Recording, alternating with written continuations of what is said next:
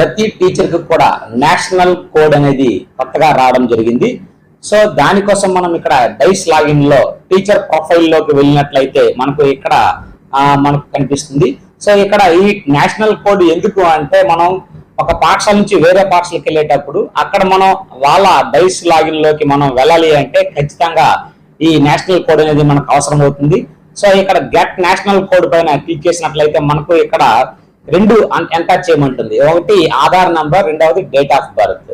So Aadhaar, date of birth మనకు enter చేసి అక్కడ సెర్చ్ పైన క్లిక్ చేసినట్లయితే మనకు నేషనల్ కోడ్ అనేది కనిపిస్తుంది. సో ఇక్కడ ఆధార్ నంబర్ ఎంటర్ చేశాను, తర్వాత డేట్ ఆఫ్ బర్త్ కూడా ఎంటర్ చేస్తున్నాను. So date of birth enter చేసిన వెంటనే మాకు ఇక్కడ మనకు ఏం కనిపిస్తుంది అంటే గెట్ నేషనల్ కోడ్ అనేది మనకు వస్తుంది. సో ఈ నేషనల్ కోడ్ అనేది చాలా ఇంపార్టెంట్ ఫీచర్ లో. Thank you.